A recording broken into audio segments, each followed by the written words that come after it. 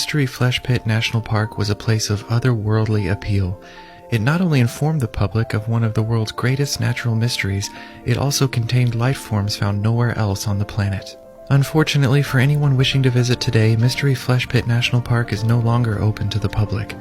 Following a well-publicized disaster in 2007, the park ceased operations, and for the last 14 years, this place of natural beauty has been quarantined. Rather than welcome centers and helpful park staff, curious visitors will now find only electrified fences and ominous warnings to stay away. Still, life within the park goes on. Though no human presence remains within the park itself, the ecosystem sustained by the Permian Basin superorganism is alive and well, though the organism itself lies blessedly dormant once more. Those who were fortunate enough to visit the park prior to the 2007 disaster may recall that the superorganism is host to an abundance of other creatures, most of them little understood. Today we'll be taking a look at some of the most famous examples of fauna within Mystery Flesh Pit National Park. Of course, some may consider these creatures to be disturbing, some even going so far as to call them abominations. But like all forms of life on this planet, each of these organisms have their own unique beauty to offer. Now we've come to the main attraction of the entire park, and the reason for its establishment: Imanis colossius, the Permian Basin superorganism itself. Though it was formally described in the 1970s, it's possible that Native Americans were aware of its history long before that. An oral legend from the Caddo people is described as follows. The favor of the Great Spirit rested on the abundant forest, flowers, songbirds, and small animals of these quiet hills. Then a fierce dragon devastated the land, bringing disease and hunger and hatred and greed on the people. The Indian nations pleaded with the Great Spirit to subdue the dragon into a deep slumber, and the might of all the heavenly forces contrived to bury it under the world, where it shakes the earth even today.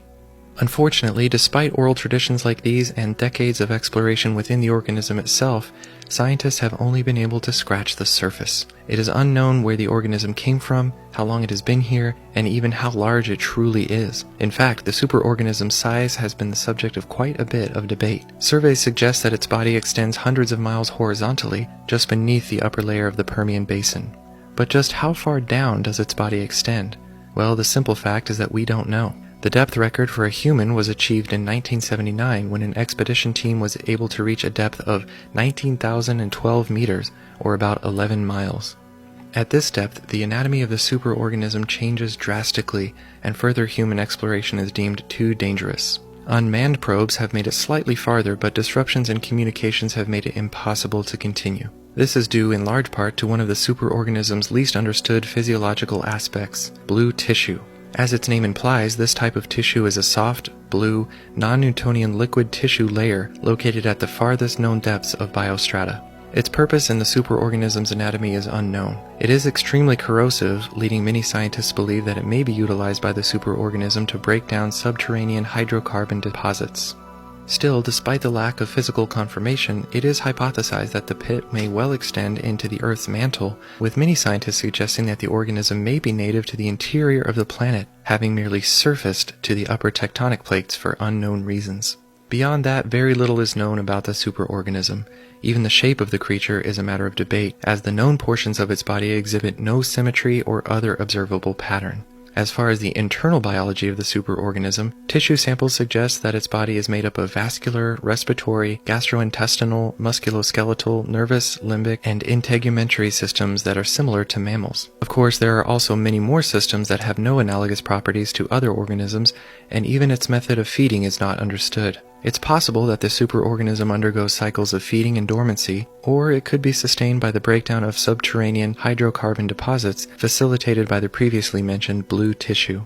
And though we don't know how far the organism extends into the Earth, what we do know seems to indicate that it is at least several 100,000 years old. But does that mean it's a mature adult or a juvenile? For now, questions like these are little more than complete speculation. And though it's lay dormant beneath the Earth for thousands of years, the incident in 2007, which caused the death of so many, may indicate that a resurfacing of this colossal organism is only a matter of time.